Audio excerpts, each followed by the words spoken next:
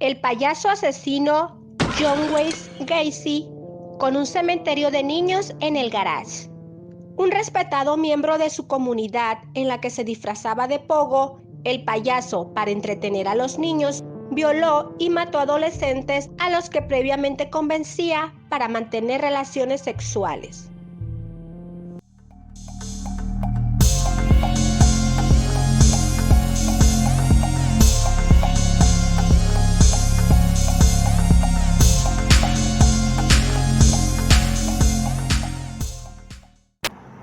Hola, ¿qué tal amigos? ¿Cómo están? Sean bienvenidos un día más a nuestro canal.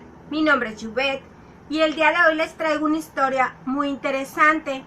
Pero antes de continuar, les voy a dejar acá arriba mis redes sociales por si gustan seguirme y estar en mayor contacto conmigo.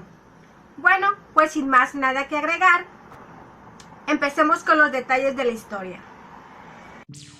Nacido el 17 de marzo de 1942 en Chicago, John tuvo una infancia de lo más traumática. Su padre, alcohólico y maltratador, abusaba física y verbalmente de su mujer y de sus hijos, incluido John, al que menospreciaba y golpeaba sin cesar, llamándolo marica o mariposón. La inseguridad del niño con respecto a su sexualidad comenzó aquí y fueron aumentando con el paso de los años. También influyeron los abusos sexuales que sufrió con 9 años por parte de un amigo de sus padres y de los que jamás se enteraron.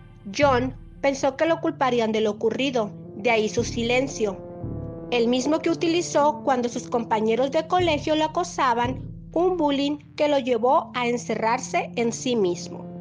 A sus 18 años aterrizó en Las Vegas y empezó a trabajar en una funeraria como asistente mortuorio. Se pasaba los días rodeado de cadáveres a los que embalsamaba y preparaba para su funeral. De hecho, su fascinación por la muerte llegó a tal punto que, cuando su jefe no estaba, se colaba en los ataúdes de los más jóvenes para acariciarlos. Solo paraba cuando le entraban los remordimientos, un conflicto interior que atajó regresando a casa.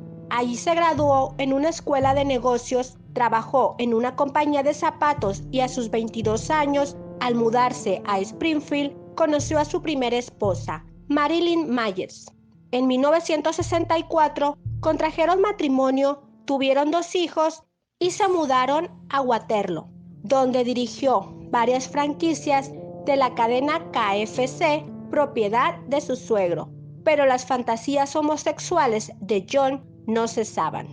Estos encontraron salida al unirse a la Cámara Junior de los Estados Unidos de Waterloo.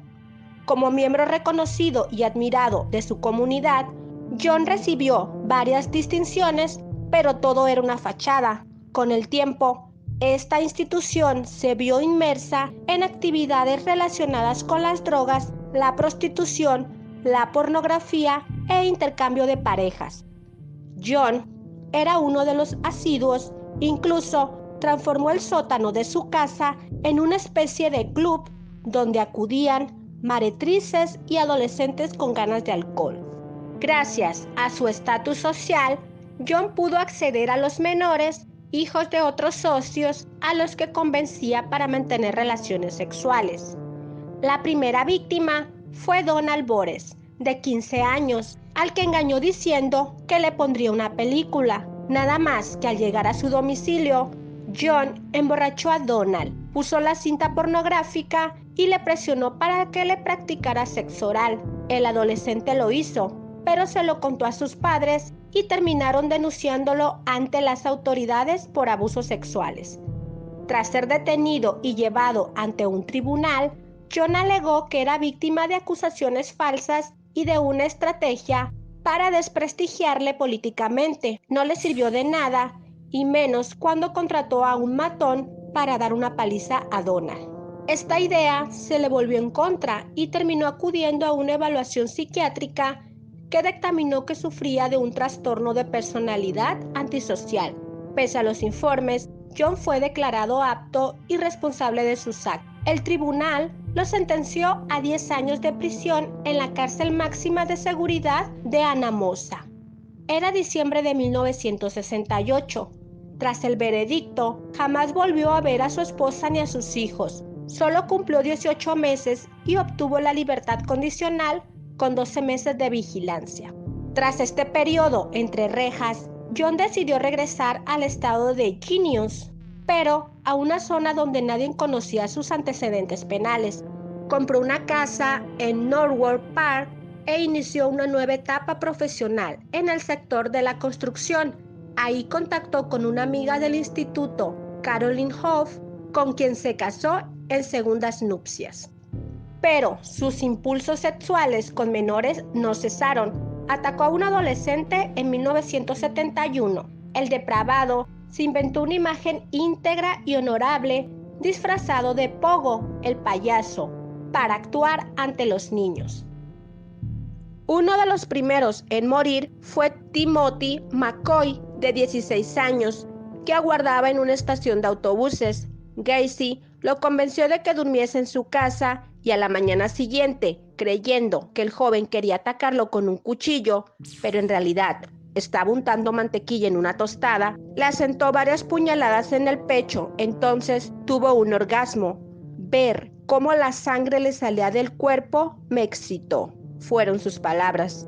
Tras enterrarlo en el garage de su casa, continuó con los asesinatos.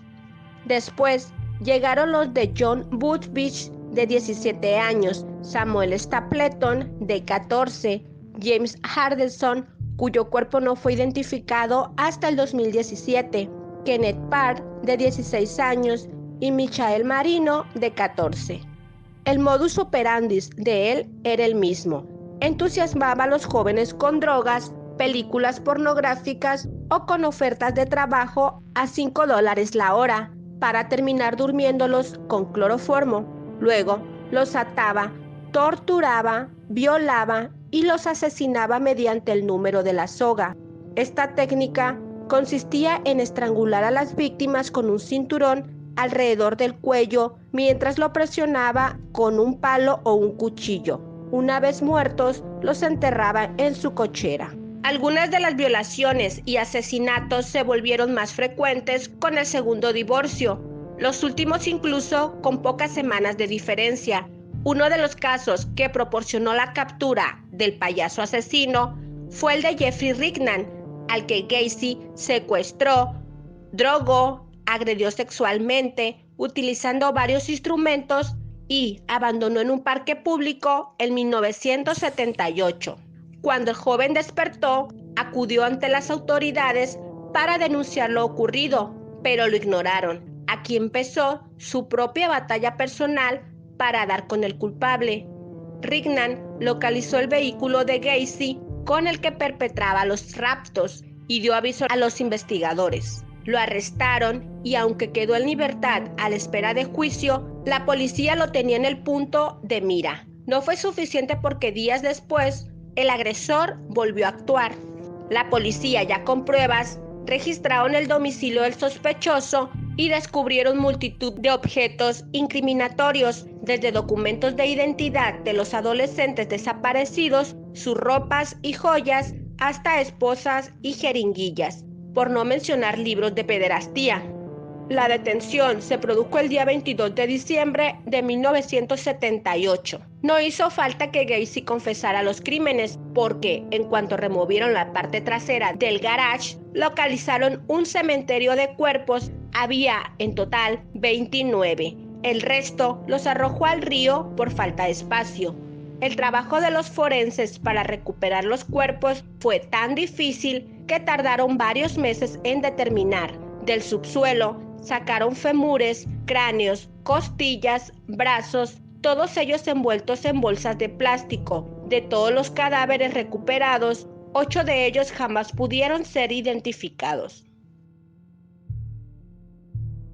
Si bien el acusado se declaró inocente ante el juez, alegando sufrir enajenación mental durante la celebración del juicio, el tribunal tampoco creyó otros de sus realistas argumentos, que los homicidios fueron producto de accidentes sexuales debido a una supuesta asfixia autoerótica. El 12 de marzo de 1980, John Wesley Gacy fue condenado en varias cadenas perpetuas y a varias condenas de muerte. Durante los 14 que tardaron en ajusticiarlo, el serial killer se dedicó a vender las pinturas y dibujó bajo el apodo de Pogo, el payaso. El 10 de mayo de 1994, Gacy fue ejecutado mediante inyección letal. Por su parte, Gacy dijo unas palabras a modo de maldición antes de morir. Mátenme, no hará regresar a ninguna de sus víctimas. Nunca sabrán dónde está el resto. Bueno amigos, hasta aquí el final del video. Si tienen algún comentario, háganmelo saber. No se olviden de suscribirse y activar la campanita de notificaciones. Hasta un nuevo caso. Adiós.